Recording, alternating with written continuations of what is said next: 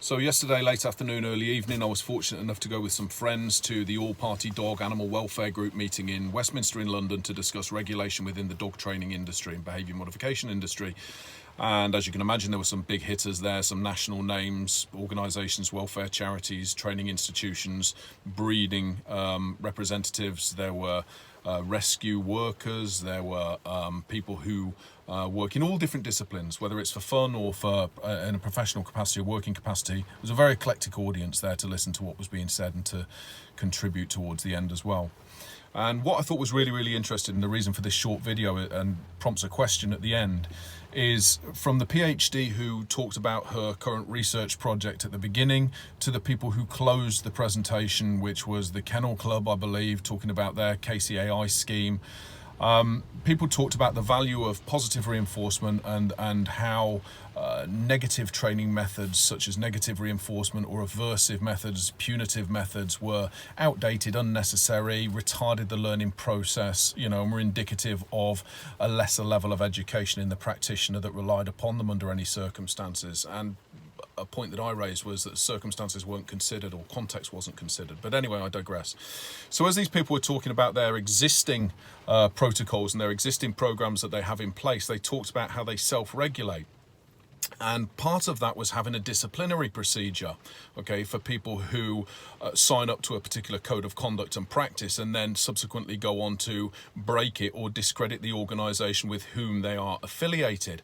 And this was the interesting thing, because if you take Schurz here, I can't say to him, look, mate, if you do this particular behaviour, then this is liable to be the consequence. And if that consequence continues to occur, it may affect broader society and it may come back and affect you in a certain way because you need to act within certain legal and socially acceptable parameters. I can't explain those sort of things to him. All I can do is control situations or control contexts and experiences so that he learns from them to best basically preserve his safety, freedom and enhance his welfare and the safety, freedom and welfare of other animals and people that he comes into contact with.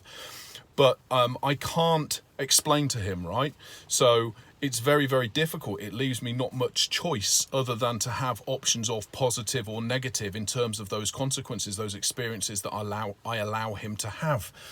Yet when we're talking about people with whom we share a common language and the ability to project self into future and as yet unrealized situations or circumstances, and to be able to imagine consequences of those situations or circumstances, then really, if pure reward and positive reinforcement in terms of training is the way to go and is the most effective and efficient way to go, and aversive, negative situations, contexts, tools, methodologies are to be shunned and considered as unnecessary, then why do the organisations and associations who make these assertions have disciplinary processes for people with whom they can talk and explain?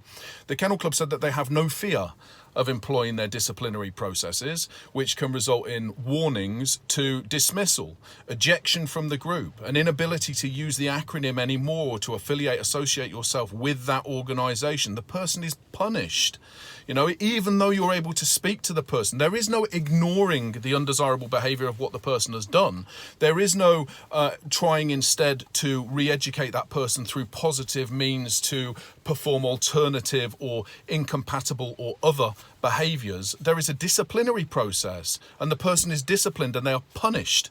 Aversives are used with the people that align themselves with this non-aversive methodology should they break that methodology, which in itself becomes an overarching ideology.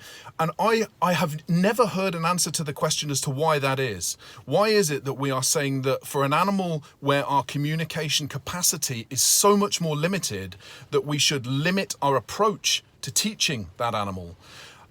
Yet when it's a person, when it's another member of our own species with whom we can communicate and we can use to the best of our abilities our extensive knowledge, our extensive skills, our scientifically proven methodology, why is it default human behaviour in that organisation to go to a disciplinary process and use aversive and punitive outcomes? Anybody can answer that. I'd really like to hear an answer on it. Thank you.